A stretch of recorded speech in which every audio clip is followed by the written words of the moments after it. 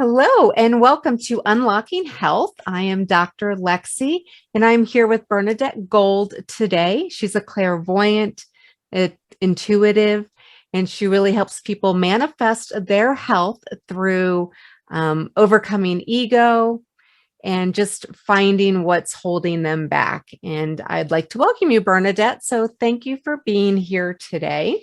Thank you. It's good to be here. I'm excited.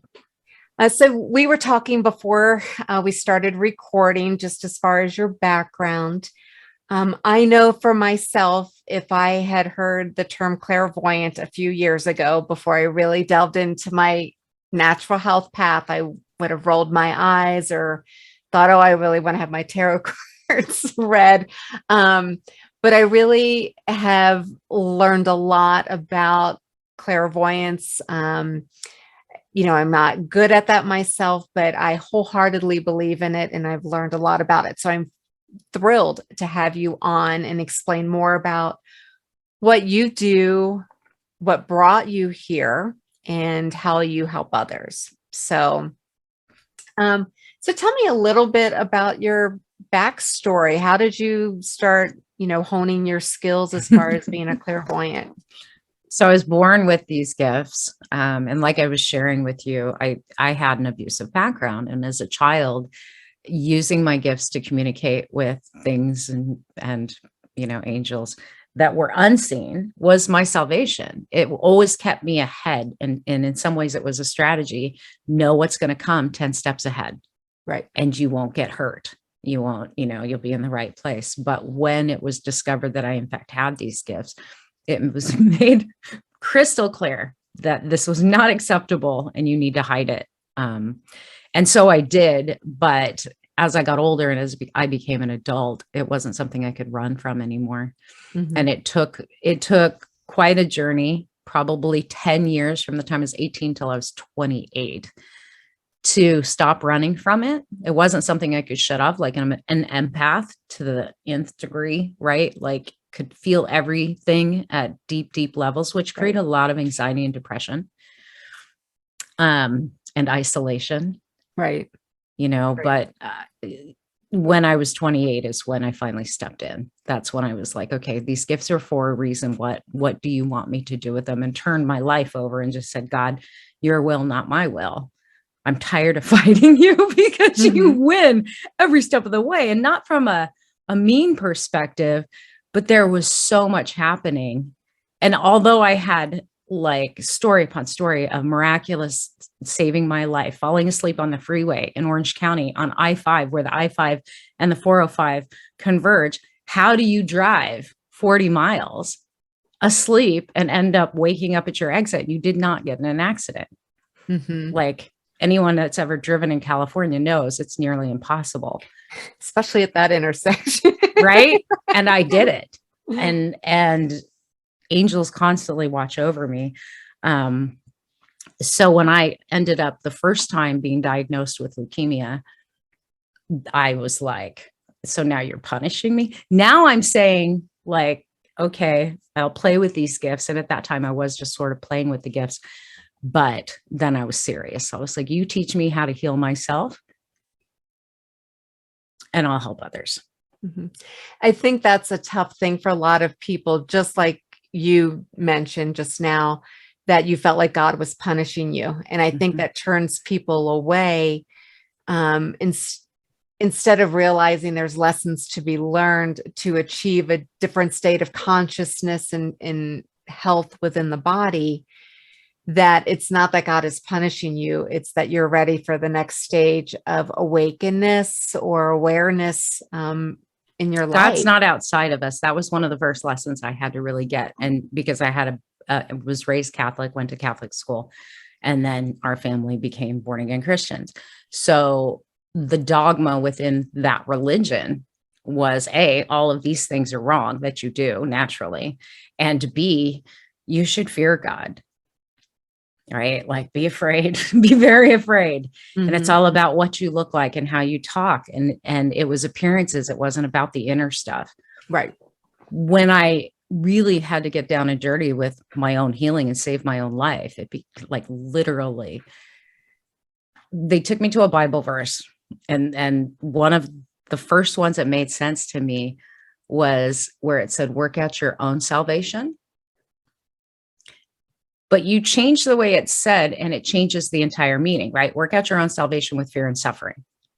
That's what the Bible verse is. That's what's taught. They changed it. My guides said, work out your own salvation with all of that fear and suffering that you're bringing upon yourself, because God's within you. God's not punishing you. You're punishing you. Now find out all the ways that you're doing that, get rid of it. You will heal. And then you're open, then the ego's out of the way. Now we can guide you to all of the natural remedies and the information you need. And that's what happened. This was pre-internet. I mean, I'm 55, right? So when I was 28, it was back in the 90s. And we didn't have all of the internet. We didn't have, like, good luck, but books were appearing on my path. Pamphlets would show up in my mailbox. Weird things were happening. Right. Someone was speaking to you. Yeah. Do you feel like if someone, nowadays there's so many religions out there that if they don't believe in God, that this is something they can't accomplish, or working with you is? I don't, whether you like, I work with people that are very religious. And then I work with people that are atheist, and yet believe that there's something. They just don't want to call it God. And then come to find out you're not really atheist, you're agnostic. You don't believe in religion, which a lot of people have come to. So it's not an obstacle, right?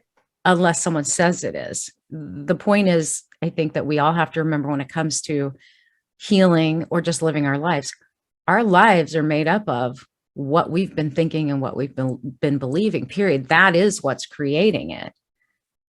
And if you are willing to be responsible, there is a universal law called the law of responsibility. If you are willing to acknowledge your responsibility and be responsible for your own health, your own body, your own well-being, yes, you can absolutely heal your body. So how do you feel like things manifest in the body as far as illnesses from outside, be it emotions? How do they manifest in the body? So any kind of anything like thought, everything starts in the mind, right? It originates in our imagination or a passing thought that we then turn and energize, and we begin to worry about something. We begin to form belief systems, limitations and blocks build, and then emotion energizes it. And all of that sends a signal to our cells, a frequency to our cells. And all of our bodies are electrical and energetic. It's been measured. So for people to say, well, that's not true, go look at the science, because there is a science behind it finally catching up. Right. That's been released. And you can look at the experiments. When you think lower level things and you go into worry and you stress the body, the signal to your cells is not regeneration, it's degeneration. So when you think about, people call it the metaphysical, the new agers want you to think positive.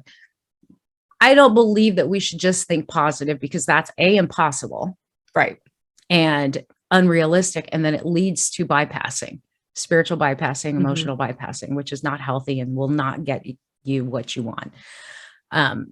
But if you can focus on energizing only that which you want, then your cells will get the message, your tissues will get the message, your muscles will get the message, and the natural healing mechanism that resides within the wisdom of the body, and it does, will kick off, so the cells regenerate and the bad cells die.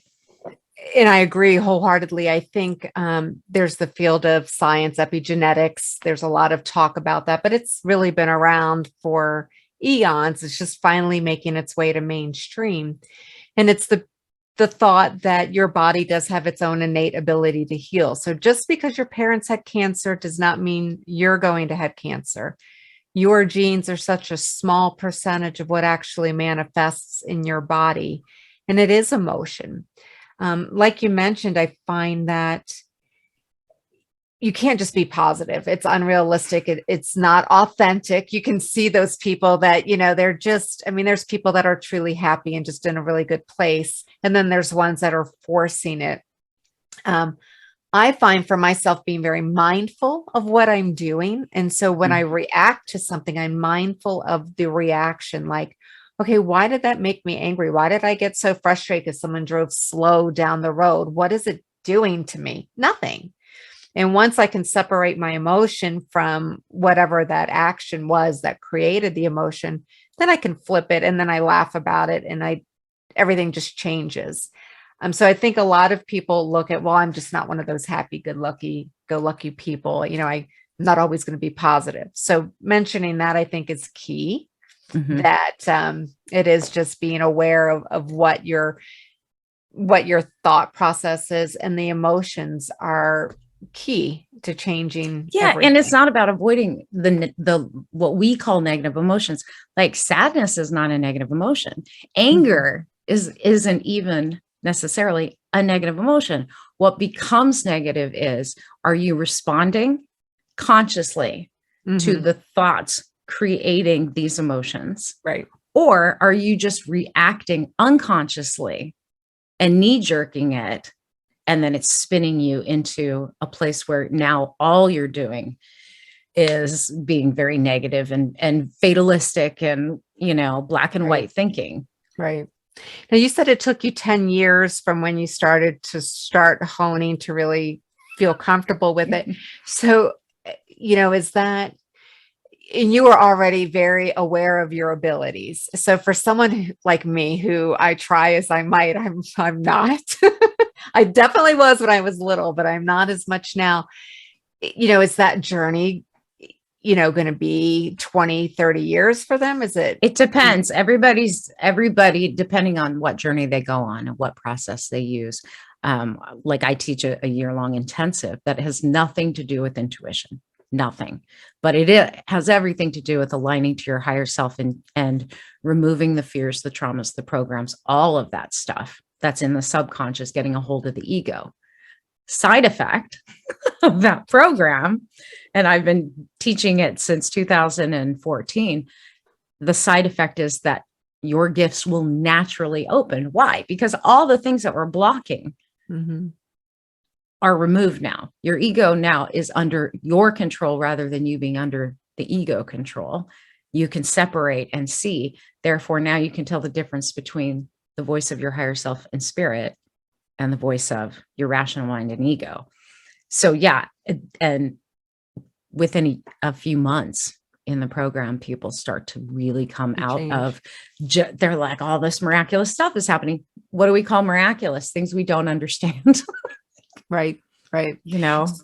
So when people come to work with you, I know that you offer various classes. You do have this year-long intensive. You also just released a book on Amazon. What's the title of the book again? Yeah, it's everywhere, not just Amazon. Okay. It's called The Crooked Path to a Charmed Life. It's available on ebook, paperback, and audiobook, wherever books are sold. Amazon, is it? Amazon's the only one that has the ebook. But okay. But your website also has a link to my website as well. Okay. Has a whole page of all the links. Okay. So what does working with you look like? How does a person get a hold of you? What is the process? How do they choose which of these courses you offer?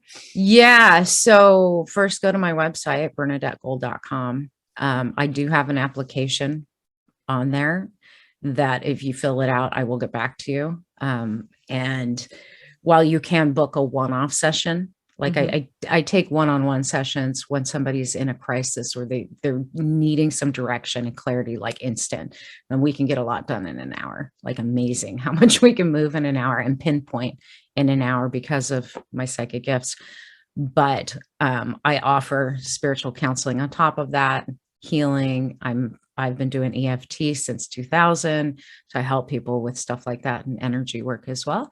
But if you fill out the application, then once I read it, I'll pretty much know where to put you, or I'll get in touch with you and we'll figure out what's going to be best for you. Okay. Yeah. And you work mostly virtually, right, with those classes? Yeah, And I've been working on the phone and online since 2000. okay. So Yeah, what can someone expect as far as, you know, is there like a lot of work they have to put into it themselves, or is absolutely. it you releasing the energy? I know it sounds I mean, great. I definitely do, because I've got some very strong healing abilities. I have my own healing modality called Sarvatva healing. And while I do add that in, Mhm. and I can make things move very quickly for somebody, it's not going to stick. Like a lot of people will go, well, I went to Reiki or I went to this energy healer and, Right. I'm expecting them to heal me. People can't heal you. Can they relieve your symptoms for a little while? Yes, absolutely. Will they return? Yes, 100%, until you remove what caused them to begin with. So my work is always about, let's find the root. Let's get rid of the root of the problem that caused it.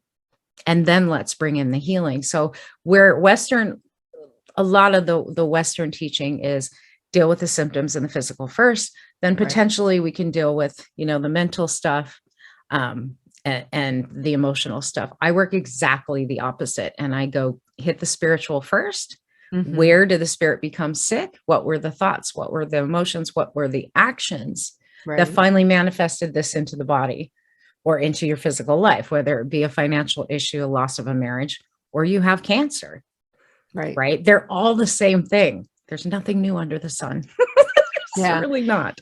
In that, like you said, so, you know, I look at it as far as vibrational frequency. So lower frequencies cannot penetrate higher frequencies. So if you start with the physical body, Mhm. the only thing you're helping are those physical symptoms. Yeah. If you start with higher, this supramental, those higher frequencies penetrate down and down and down. And so we all know that when we're stressed, you know, if we're anxious about something, that causes rapid heartbeat, all sorts of things, right? Digestive issues.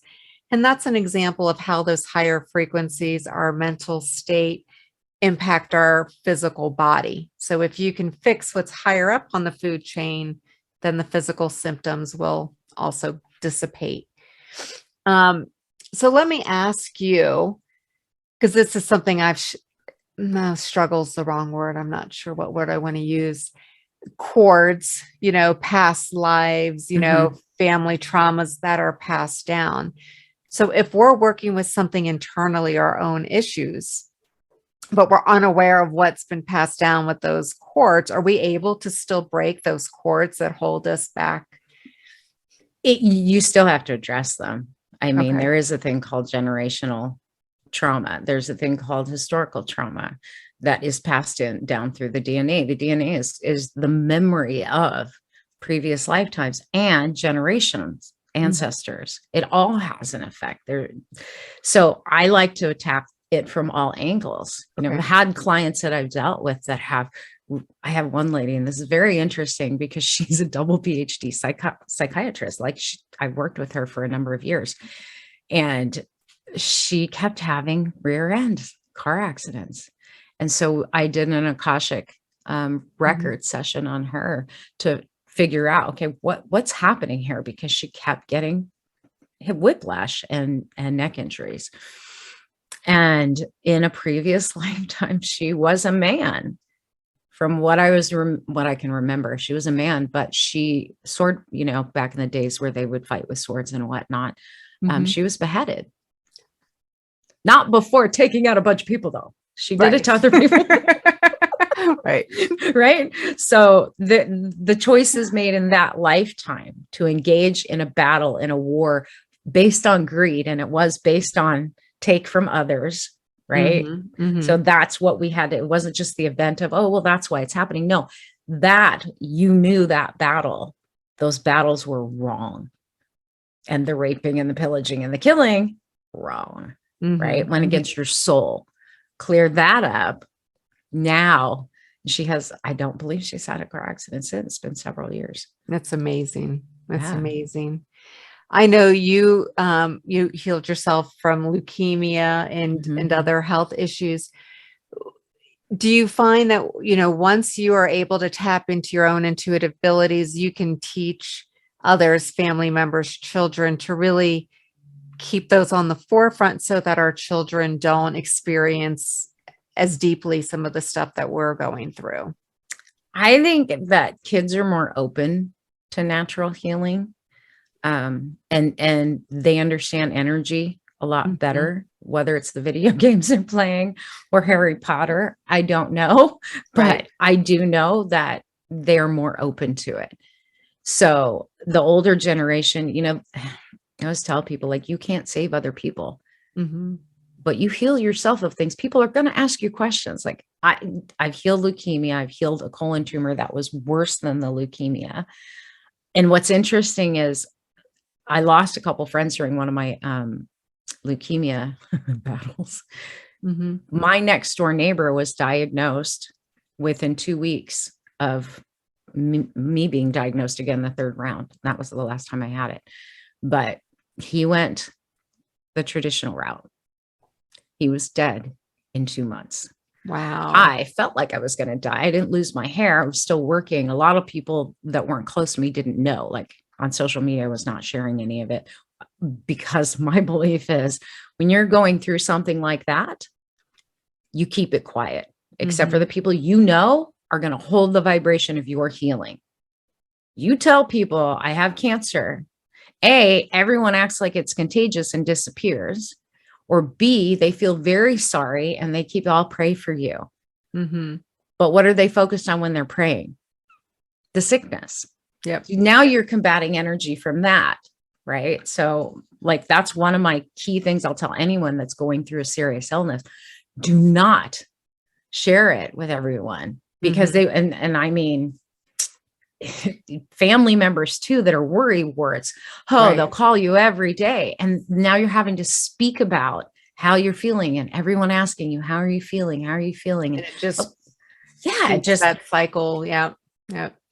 I used to be one that, I would jokingly complain about things in life, oh my God, you wouldn't believe this. Right. And now I try really hard not to. There are days that I do, but I do feel like that, again, I'm just speaking the negative into the world. And so not only what we feel inside, but the more we speak it out into the open, the more we manifest that. And so what do you want to manifest? Is it the positive, or is it the negative, the healing?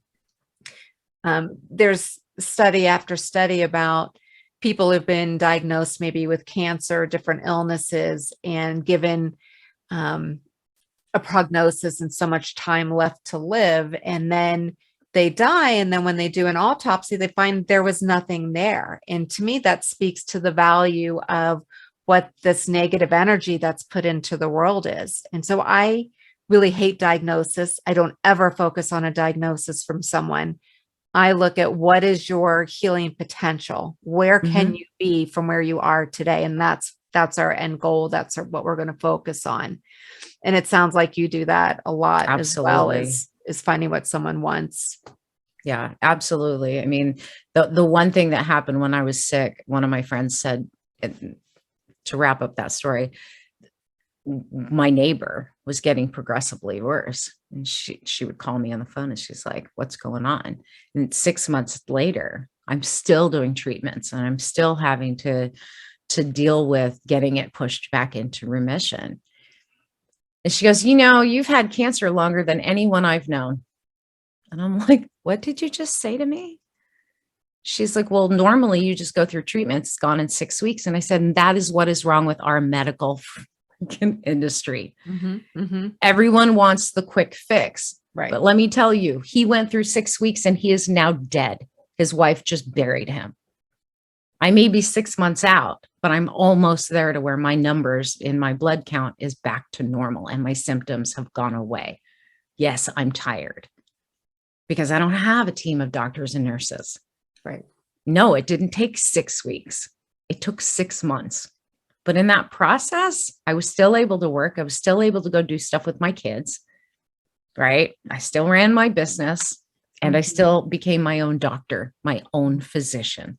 And I think it's important. There are people that, yes, I'm never going to tell someone not to use more Western medicine technology. If you feel Right. like chemo or something is necessary for you, do it.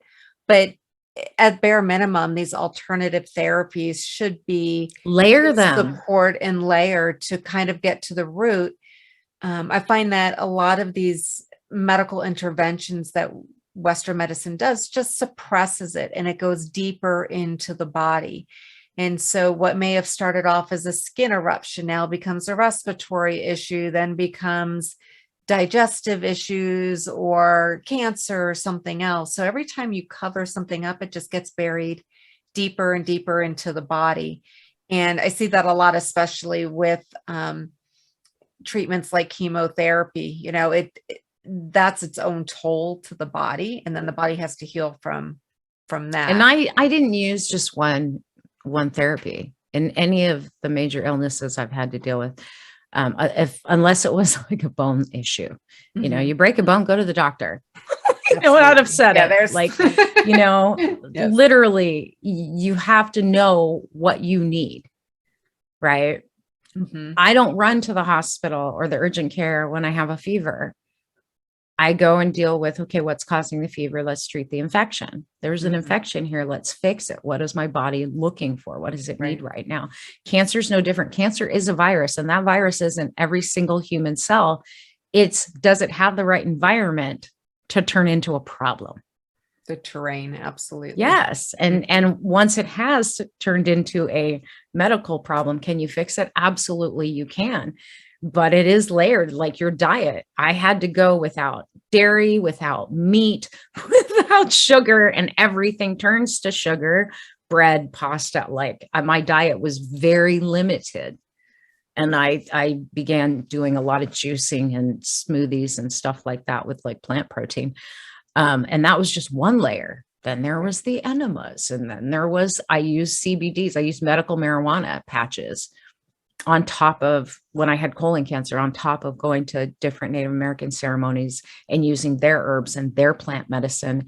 And then I had to deal with the mental, emotional stuff. And I did get an outside counselor, even though I know how to do this, just to feed back to me, what am I not seeing? Because we can't see our own blind spots. Absolutely. More objective for you. Do you find, especially with you being clairvoyant and intuitive, that genetically or, based on where someone is from historically, so just throw it out there, right? I'm Greek. So would healing mechanisms or lifestyles that originated where my ancestors are from be more of a healing modality for me than something else over here? So you mentioned the Indian with the herbs and stuff. So would that be more beneficial for, a Native American population to use as a healing mechanism? I don't think we can do it based on where we originated in this lifetime. Okay. That's fair. Your soul has been through Gone all over all kinds of different cultures, right? Right. So it's what are you resonating to? Okay. Literally, your body knows. Right. What's going to be best for you at this time in this body, right? Like I used Chinese medicine for a number of years. That's what helped with my, and I use energy medicine too. I have a biofeedback machine that can put healthy frequencies into the body, but also tell you where things are off. And I invested in this very expensive machine to help with the leukemia. It just happened upon my path at the right time. But is that all I use? No. And while Chinese medicine worked with leukemia, it was not touching the colon tumor at all. Like I went for acupuncture. I was taking icky tasting Chinese herbs, but my kidney and liver functioning was not changing. It should have, but it wasn't. It wasn't until I went to the Native American stuff, and they're very powerful ceremonies, spiritual ceremonies and herbs and medicines, that it finally moved. And it wasn't just that, like I said, I had to use medical marijuana. I lived in Colorado, so it was easy to get, but it was a plethora of different things and knowing what to layer at what time. Right. And for how long, because your body also needs a chance to regenerate on its own. Right. Right. The hardest thing for me during that, because I was running my own business, I'm a single mom and I was homeschooling too. The hardest thing for me was staying in bed.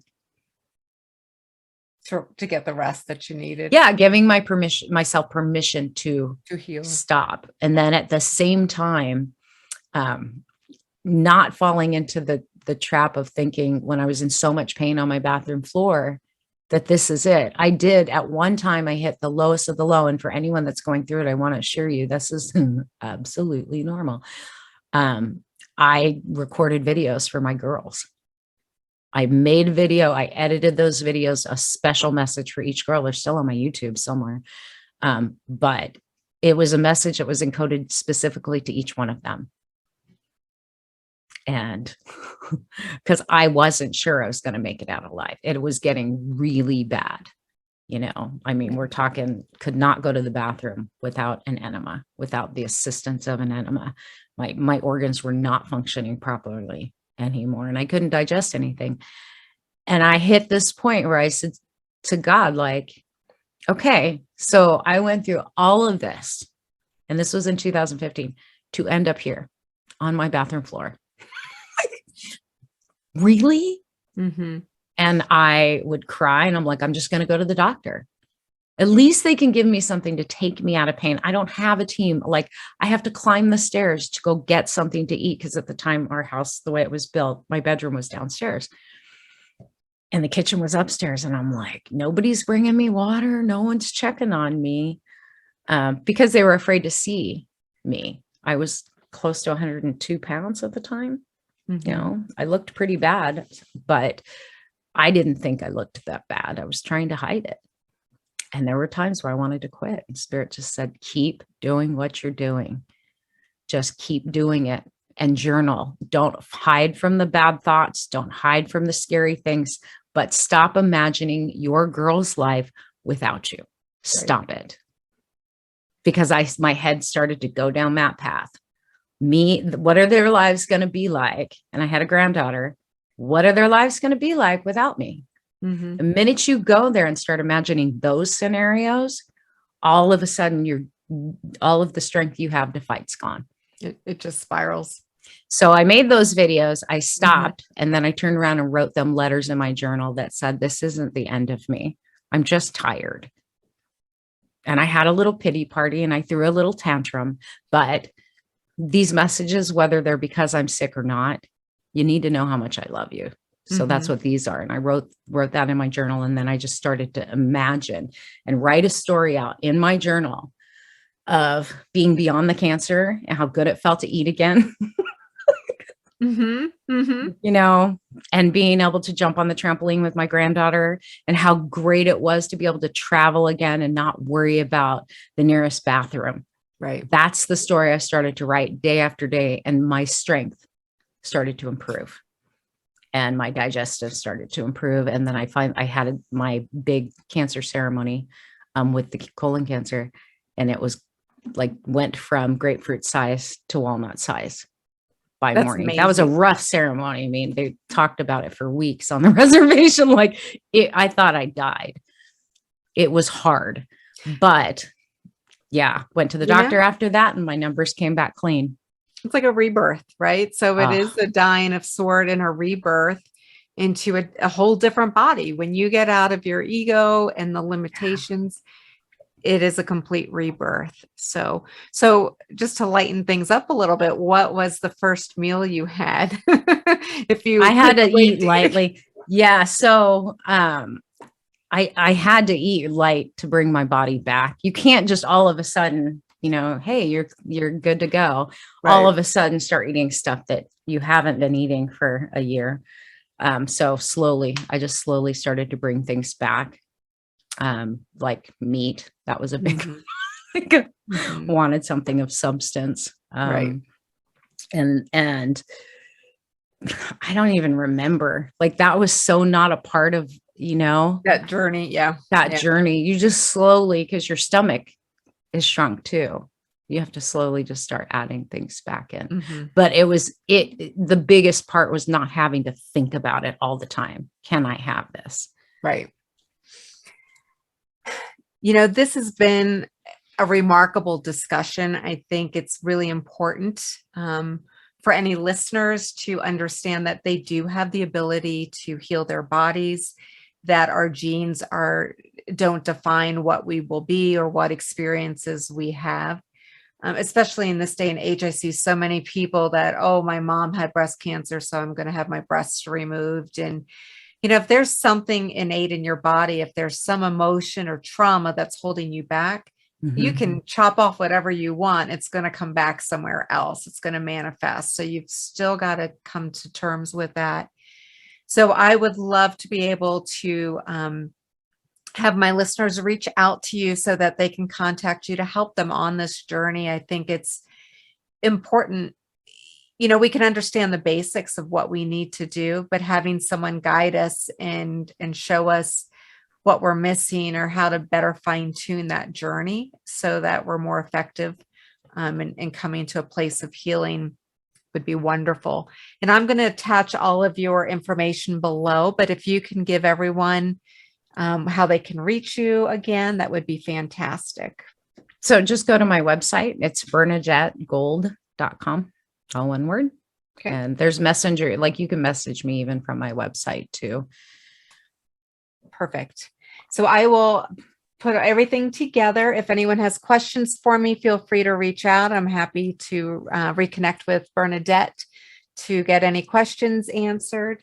And I would love to have you back on sometime. I think there's a lot I want to learn from you. So that would be awesome. Thank you so much. And we'll be talking soon.